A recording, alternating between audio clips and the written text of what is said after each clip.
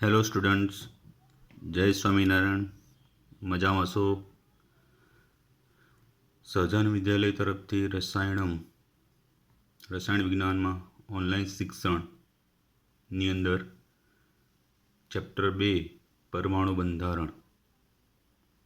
આગળના video લેક્ચરોમાં પરમાણુનો basic ખ્યાલ, તેના મુખ્ય કણો રૂપે ઇલેક્ટ્રોનની શોધ જોઈ ગયા, બરાબર ને મિત્રો? અને તેના E/meનો ગુણોત્તર પણ જોઈ ગયા. હવે આપણે એના બીજા કણ, આ લેક્ચરની અંદર આપણે બીજા કણ વિશે વાત કરીએ. તો બીજા કણ તરીકે છે પ્રોટોન. તો પ્રોટોનની શોધ પહેલાં સમજીએ. મિત્રો, ચોપડીની અંદર બહુ ટૂંકમાં આપ્યું છે. જો સારી રીતે સમજવું હોય તો આમાં ધ્યાન આપશો તો તમને ખબર પડશે, બરાબર? અને વિડીયો લેક્ચરો 2 થી 3 વાર જોવા તો બધામાં ખ્યાલ આવે. ઓકે, ચલો. તો પ્રોટોન છે એ પ્રોટોનને એનોડ અથવા તો કે કેનાલ કણો કહેવાય છે. એનોડ અથવા તો કે બીજા કેનાલ કણો કહેવાય છે. કેમ એ હવે આપણે આગળ સમજીએ છીએ.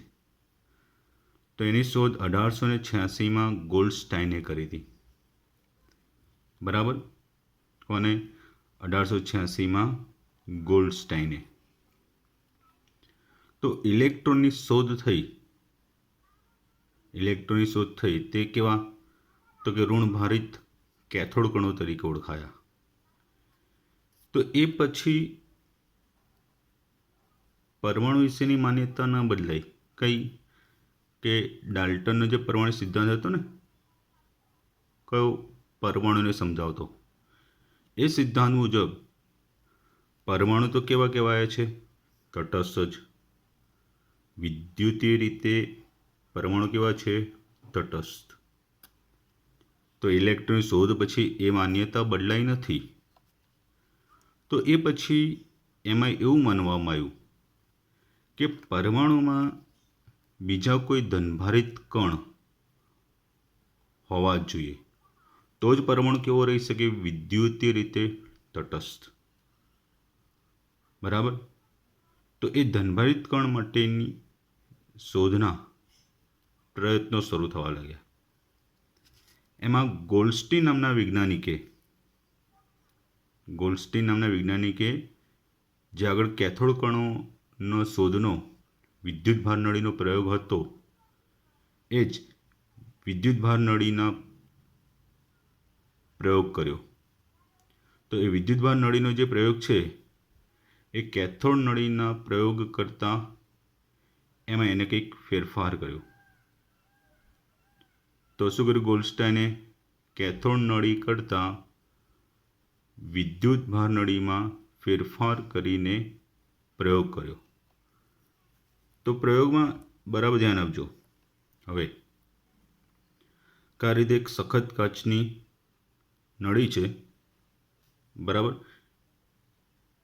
એ નળીની અંદર એનોડ રૂપે એક ધાતુનો ટુકડો અને કેથોડ રૂપે પરફોરેટેડ એટલે કે છિદ્રોવાળી, કાણાવાળી એક પ્લેટ ગોઠવી ધાતુની. એ નળીની અંદર શૂન્યાકાશ કરી દો, પંપ દ્વારા શૂન્યાકાશ કરી દેવામાં આવ્યો. પછી ધાતુની પ્લેટ અને આ જે છિદ્રવાળી પ્લેટ છે કેથોડ, એને ઊંચા વોલ્ટેજે વીજભારિત કરવામાં આવી. તો આગળના જે થોમ્સને કરેલો જે પ્રયોગ હતો એ મુજબ આમાં પણ પહેલાં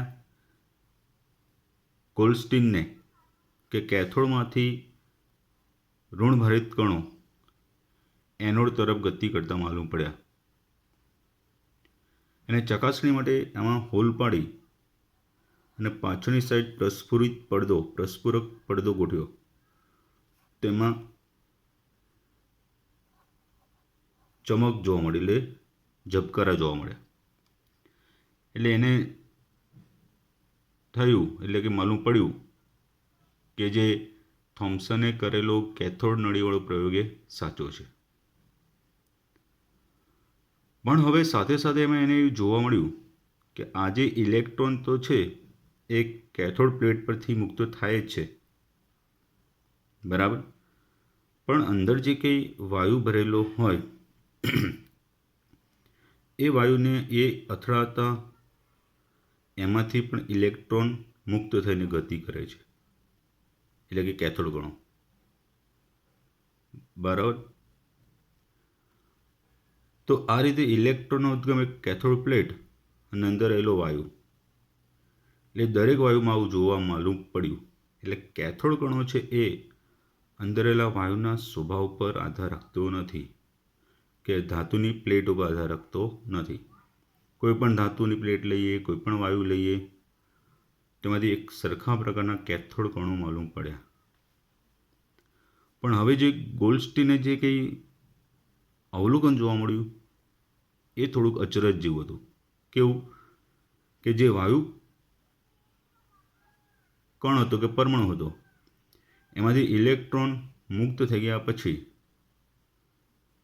એક ધનભારિત કણ મળ્યો, અને એ ધનભારિત કણ કેથોડની પ્લેટને અથડાયા ત્યારે એ વખતે એને એમાં કંઈ ખ્યાલ ના આવ્યો, પણ કંઈક એવું માલુમ તો પડ્યું. તો એને શું કર્યું, ત્યાં છિદ્રવાળી કેથોડની પ્લેટ ગોઠવી. તો એ પરમાણુમાંથી ઇલેક્ટ્રોન મુક્ત થઈ ગયા બાદ મળતા ધનભારિત કણો, ધનભારિત હોવાથી એ કોની તરફ, ઋણભારિત પ્લેટ કેથોડ તરફ આકર્ષાય, બરાબર. અને એ છિદ્રની પ્લેટમાંથી પસાર થયા બીજી બાજુ, કે જ્યાં પ્રસ્ફુરક પડદો ગોઠવ્યો હતો ત્યાં એનો શું આવ્યો, ચળકાટ. ત્યાં એનો ચળકાટ આવ્યો. તો આ પરથી માલુમ પડ્યું કે જે વાયુ પરમાણુ છે એના આયનીકરણથી જે ધનભારિત કણ મળે છે એ ધનભારિત કણ એનોડથી કેથોડ તરફ જાય છે, બરાબર. જે ધનભારિત કણ કે આયન મળે એ ક્યાંથી, એનોડથી કેથોડ તરફ જાય છે. એટલે એવા કણોને શું કહેવાય, એનોડ કણો. એનોડ ધનભારિત કણો છે એ એનોડની પ્લેટો પરથી નથી ઉદ્ભવતા, બરાબર, ધ્યાન રાખજો. કેથોડ કણોમાં તો શું હતું, કેથોડની પ્લેટ પરથી ઉદ્ભવતા હતા, પણ એનોડ કણો એ એનોડની પ્લેટ ઉપરથી નથી ઉદ્ભવતા, પણ અંદરનો જે વાયુ છે એના આયનીકરણથી જે ધનાયન ઉદ્ભવ્યો એ ધનભારિત કણ છે. અને એ શામાંથી પસાર થયા, તો કે છિદ્રમાંથી. એ છિદ્રને શું કહેવાય, કેનાલ કહેવાય. એટલે કેનાલમાંથી પસાર થયા. એટલે એ બધા ઉપરથી એ ધનભારિત કણ છે, એ ધનભારિત કણ એટલે કેનાલ કણો, કેનાલમાંથી પસાર થયા છિદ્રમાંથી, અને એનોડથી કેથોડ તરફ ગયા એટલે બીજું એનોડ કણો કહેવાયા. શું કહેવાયા, એનોડ કણો, બરાબર. તો આ રીતે એની ઉદ્ભવવાની હિસ્ટ્રી છે, કે કોને, ગોલ્ડસ્ટાઇન એવી રીતના પ્રયોગથી એને માલુમ પડે. તો ચાલો મિત્રો, હવે એના ગુણધર્મો કેવા હોઈ શકે. તેના ગુણધર્મો રૂપે જો વાત કરીએ તો કેથોડ કિરણોથી વિરુદ્ધ વીજભાર ધરાવતા ધનભારિત કણો છે, અને અંદર રહેલા વાયુના સ્વભાવ પર આધાર રાખે છે, એટલે કે વાયુના આયનીકરણથી ઉદ્ભવતા ધન આયનો છે, એટલે વાયુના સ્વભાવ પર આધાર રાખે છે. કે પછી કે એનો જે પ્રયોગ કરતા એને આ જે ટ્યુબ છે એમાં વચ્ચે એને કેટલીક વસ્તુ મૂકી, તો વસ્તુનો પડછાયો માલુમ પડ્યો. એવું નહીં કે ગતિ કરીને આડા જતા રહ્યા, ત્યાં એનો પડછાયો પડ્યો, બરાબર. તો પડછાયો પડવાથી એનું માલુમ પડે કે આ જે કણો છે એ કેથોડ કણોની જેમ સીધી રેખામાં ગતિ કરે છે, એનોડ કણો.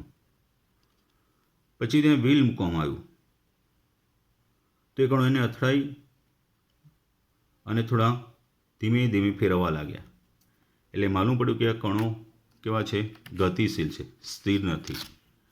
એટલે બીજી આગળ વાત કરીએ તો એ નળીમાં વસ્તુ મૂકતા એનો પડછાયો પડે એટલે કેથોડ કણોની જેમ કેવા છે, સીધી રેખામાં ગતિ કરે છે.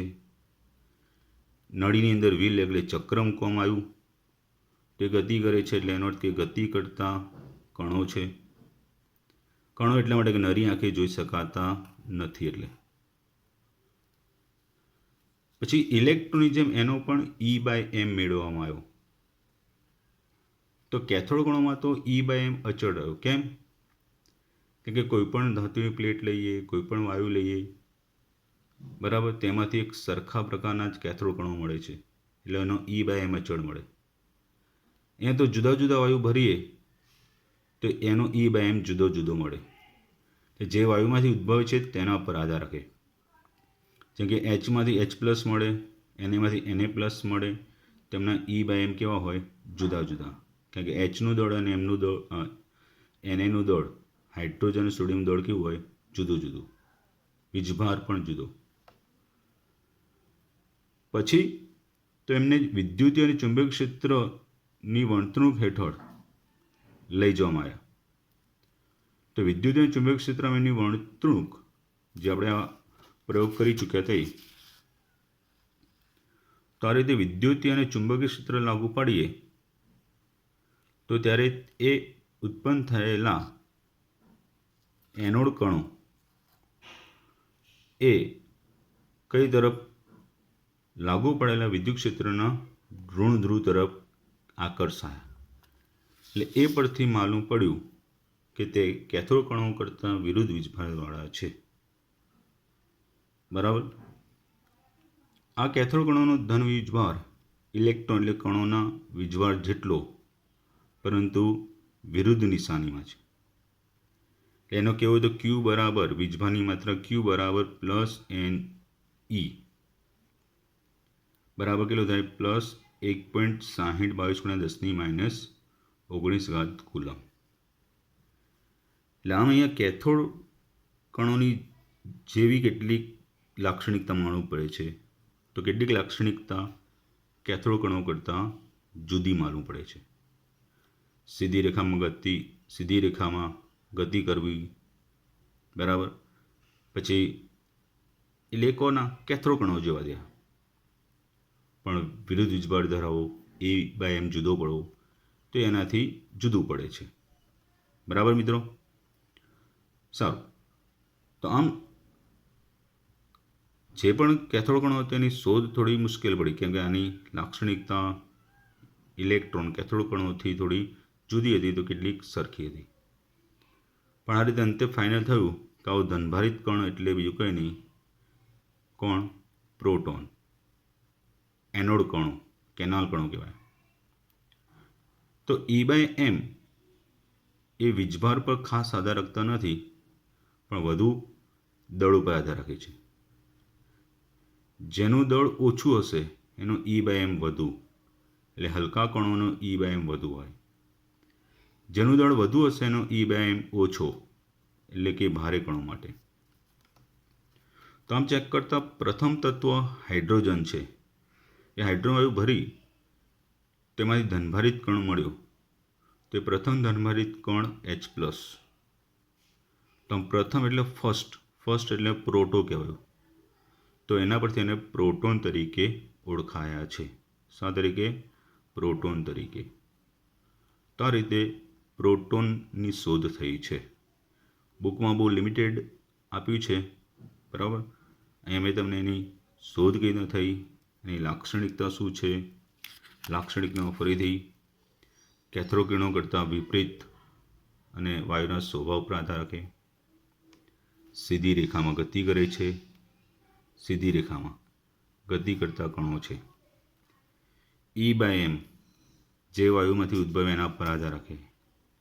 વિદ્યુત અને ચુંબકીય ક્ષેત્રમાં એમની વર્તણૂક કેથોડ કરતાં વિરુદ્ધ, એટલે કેથોડ કિરણો કરતાં અથવા કેથોડ કણો કરતાં વિરુદ્ધ વીજભારવાળા. કેટલો? ઇલેક્ટ્રોનનો જે હતો એનાથી વિરુદ્ધ, +1.6022 × 10⁻19 કુલમ. બરાબર. Okay, thank you.